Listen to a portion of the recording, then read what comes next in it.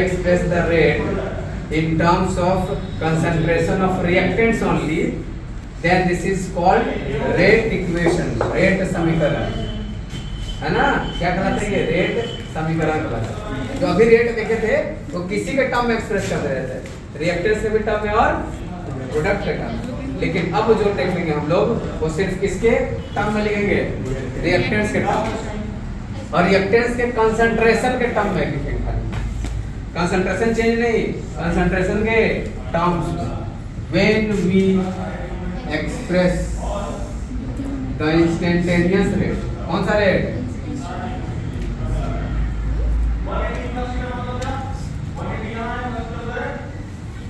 Instantaneous rate in terms of concentration of reactants only,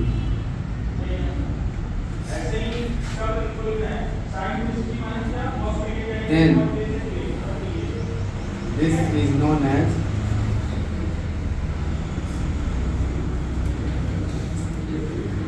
क्या? Rate equation. Rate अब definition ना पूछा जाए लेकिन फिर लिख ली। अब इसको समझना है हमें, इस पर क्वेश्चन सीधे सीधे अब आते हैं, मतलब मेन यही वाला है। ये सब फालतू की चीजें हैं। अब ये मेन यही हो गया। अब यही से पूरा क्लास चलेगा, लास्ट तक यही वाला आते रहेगा, ऐसा ही वाला जो आज रेट लिखेंगे उसी तरह से। फिर इसको डिफरेंशियल फॉर्म में बोलते हैं, आगे चल के फिर इंटीग्रल फॉर्म भी आएगा। तो डिफरेंशियल और इंटीग्रल फॉर्म भी इंपॉर्टेंट है आपके सिलेबस में। वो बहुआ हुआ था, अब इसके बाद ये बहुत कम ही दिखेगा, ये वाला ज़्यादा दिखेगा जगह जगह। तो क्या होता है, मान लीजिए कोई रिएक्शन है A to B, यहाँ लिखेंगे रेट बराबर K A के पावर N, K के पावर। अब K क्या है? A क्या है? A है रिएक्टेंट्स का कंसंट्रेशन। जिस समय आपको रेट चाहिए उस समय A का कंसंट्रेशन रखिए। इसका पावर क्या है? इसको बोलते हैं ऑर्डर ऑफ रिएक्शन, देखेंगे, ठीक है। N को बोलते हैं order of reaction, order of reaction. अब ये कैसे होता है देखिए। K क्या है? रिएक्शन कांस्टेंट है या रेट कांस्टेंट, रेट कांस्टेंट किसी भी रिएक्शन के लिए फिक्स होता है, टेम्परेचर पर डिपेंड करता है, डिपेंड्स ऑन टेम्परेचर। रिएक्शन का टेम्परेचर कितना है उस पर सिर्फ ही डिपेंड करता है, ठीक है ना? Depends on temperature of reaction, temperature of reaction. ये पूछा जाता है कि यहाँ पे जो रेट कांस्टेंट हो किन बातों पर डिपेंड करता है, ठीक है? तो एक ही चीज पर डिपेंड करता है, ये टेम्परेचर पर, ठीक है। आगे यही K को समझाने के लिए आर्हेनियस साहब आएंगे कि K का वैल्यू टेम्परेचर पर कैसे डिपेंड करता है, उसको आर्हेनियस का इक्वेशन बोलते हैं, आगे चल जाएगा। तो यहीं से दुनिया स्टार्ट हो रही है। अभी आप कुछ भी नहीं जानते कि M क्या है, अभी आप जान जाएंगे, ठीक है ना? अगले लेक्चर तक जान जाएंगे, फिलहाल मंदिर नहीं। तो आइए, मतलब मान लीजिए यहाँ पर कोई रिएक्शन लिखते हैं A plus BP is converted into C plus BD। अब ये किस तरह का कोई रिएक्शन, इसका रेट कैसे लिखते हैं? इसका रेट लिखते हैं रेट बराबर K A के पावर कितना? नहीं, M और N। तो ये जो M और N हो सकता है कि A के बराबर हो, ये B के बराबर हो, ये ना भी हो, ठीक है ना? ये सब जो M और N है एक्सपेरिमेंटल डाटा होती है, ये एक्सपेरिमेंट से आता है, ये आप नहीं बता सकते, रिएक्शन को देख के नहीं बता सकते। हाँ, किसी किसी केस में देख के बता सकते हैं, किस केस में हम देख के बता सकते हैं, किस केस में नहीं। तो बहुत सारे केस में, मोस्ट ऑफ द केसेस में आप यहाँ से देख के M पता नहीं लगाएंगे, वो दे दिया जाता है। अब M क्या है, इसी तो बात करना है हम लोग को अगले क्लास में पूरा बढ़िया से। तो हम लोग पढ़ेंगे। अब इसमें देखिए क्या नहीं दिख रहा है, A और B दिख रहा है, C दिख रहा है नहीं, D दिख रहा है नहीं दिखेगा, खाली रिएक्टेंस के कंसंट्रेशन दिखते हैं, ठीक है। अच्छा, इस रेट को आप ऐसे भी लिख सकते हैं, क्या लिख सकते हैं? अच्छा, यहाँ पर जो M और N है, M और N को जोड़ देते हैं, इसी बोलते हैं ऑर्डर ऑफ रिएक्शन। क्या बोलते हैं? Order of reaction. तो ऑर्डर खाली M से नहीं मिलता है, खाली N से नहीं मिलता, दोनों के जोड़ से मिलता है। यहाँ पर एक ही था तो एक ही है तो एक ही से मिलेगा, अगर अगला जीरो है, यहाँ 3 है तो 3 जोड़ दीजिए 3 बार। अच्छा, जो ऑर्डर होते हैं वो हो सकते हैं फ्रैक्शन भी हो सकते हैं, होल नंबर भी हो सकता है, ठीक है। फ्रैक्शन, होल नंबर, नेगेटिव भी कभी कभी हो जाता है, तो कुछ भी नंबर हो सकता है। जीरो भी होता है, जीरो भी होता है, मतलब इसका पावर जीरो भी हो जाएगा। मतलब रेट कंसंट्रेशन पर डिपेंड ही नहीं करेगा, कंसंट्रेशन कितना भी कर दीजिए।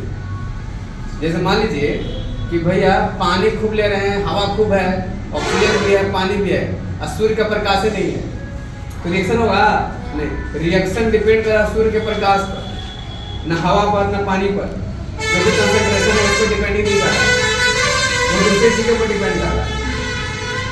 तब उस समय ना ऑर्डर जीरो हो जाता है।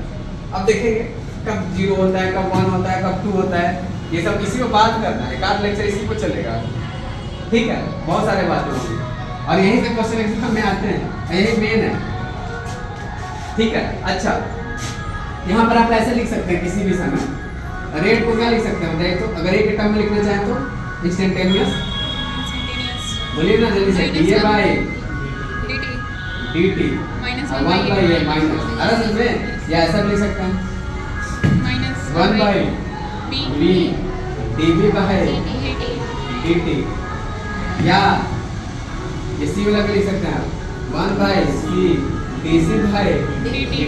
तो रेट तो ये हमेशा ही है ऐसा, इंस्टेंटेनियस रेट का फॉर्मूला ये वाला है, लेकिन ये बाबा जी दूसरे तरह का फॉर्मूला लेके आए, तो ये भी इंस्टेंटेनियस का ही है और ये भी इंस्टेंटेनियस, दोनों जगह से आंसर सेम आएगा। लेकिन यहाँ पर कंसंट्रेशन का चेंज नहीं चाहिए, इसमें चेंज चाहिए कि कंसंट्रेशन में कितना बदलाव हुआ, कितना समय बदलाव हुआ। यहाँ पर ना ही समय चाहिए ना ही बदलाव चाहिए, यहाँ पर चाहिए अभी का कंसंट्रेशन दे दो, अब के दे दो, ये दूसरा कुछ मांगेगा, ये दूसरा कुछ मांगेगा, लेकिन पहुंच दोनों वहीं रहे हैं। एक हेलीकॉप्टर से जा रहा है, एक पैदल ही पटना पहुंच जा रहा है, एक गाड़ी से जा रहा है, पहुंच दोनों वहीं रहे हैं। तो आप इस मेथड से भी चलेंगे तो वहीं पहुंचेंगे, लेकिन इसमें डाटा ज़्यादा चाहिए रहता है और एक जगह टाइम से देखना पड़ता है कि कितना से कितना बदलाव हुआ। इसमें कुछ नहीं, अभी उठे, अच्छा अभी दही कितना बना है ये देख बताओ, इतना दही है, तो अभी का रेट आप बता दीजिए कितना रेट है। बोले कमाल हो गया, ऐसे कैसे बता दीजिए, हमको ये पता है इस रिएक्शन का, के पता है, ऑर्डर पता है, आप ऐसे रिएक्शन का रेट बता दें। टाइम का यूज नहीं, टाइम का कोई यूज नहीं है। अरे सच में तो रेट का फॉर्मूला ये भी होता है और ये भी होता है, तो दोनों को आपस में इक्वेट भी आप कर सकते हैं। तो कभी कभी इसके मदद से ये वाला पूछ लिया जाता है या इसके मदद से ये वाला पूछ लिया जाता है, तो दोनों को इंटर रिलेट कर दीजिए, ठीक है। फिर बाद में ये नहीं आएगा, अभी शुरुआत में ऐसे आएगा, बताना चाह रहा है कि अभी जो आप पढ़ा था वही चीज है, लेकिन ये दूसरा पापा दिए हैं, ये इक्वेशन दूसरा दिए हैं। आप देखिए क्वाड्रेटिक इक्वेशन है, ठीक है ना, इसको सॉल्व करने के दो तरीके हैं, या तो आप फैक्टराइज से सॉल्व कर लीजिए, नहीं तो फिर नहीं सॉल्व होगा तो सीरीधाराचार्य आएंगे, वहां से भी ऐसा सेम आएगा, लेकिन मेथड अलग अलग है।